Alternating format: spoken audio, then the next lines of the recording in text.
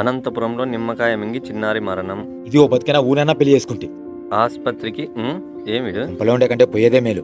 ఏమైందిరా అంత కోపంగా ఉన్నావు? ఇంట్లో నా భార్యతో పెద్ద తలకాయ నొప్పి అయిపోయిందిరా. నీ భార్యనా? ఏమైందిరా? బయట ఫ్రెండ్స్ తో మాట్లాడి తనతో ప్రేమగా మాట్లాడాలంట. మామూలు మాట్లాడేది ప్రేమ కాదా? రే తనని తప్పుగా అనుకోకరా. నువ్వు ఊరినే ఉండరా, తను నేను అన్నా అంటే దాన్ని వెనక్కి వేసుకొని రాద్దు. వెనక్కి వేసుకురావడం కాదురా, ఎవరెవరితోనో బయట వాళ్ళతో ప్రేమగా మాట్లాడుతుంటావు, తనతో కాసేపు ప్రేమగా మాట్లాడరా, అంతే కదా. మామూలుగానే మాట్లాడతారా? అలా కాదురా, నీకు పొద్దు పోకపోతే బయట ఫ్రెండ్స్తో కలిసి మాట్లాడతావు, అలాగే తనకు పొద్దు పోకపోతే మాట్లాడడానికి ఎవరుంటారు చెప్పు? నువ్వు ఉంటే చాలనుకుంటుంది.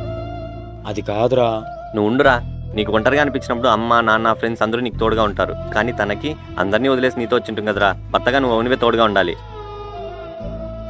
ప్రతిరోజు నిద్ర లేచినప్పటి నుంచి పడుకునేదాకా నువ్వు బయట తిరుగుతుంటే ఇంట్లో తను మాత్రం ఒంటరిగా ఉంటుంది. నువ్వు బయటకు వచ్చినా 2-3 తూర్లను తనకు ఫోన్ చేసి మాట్లాడు, తనకు ఆనందంగా ఉంటుంది కదరా. మీరు కూడా మీ భార్యతో 4 మాటలు ప్రేమగా మాట్లాడడానికి ప్రయత్నించండి. ప్లీజ్ సబ్స్క్రైబ్ చేయండి.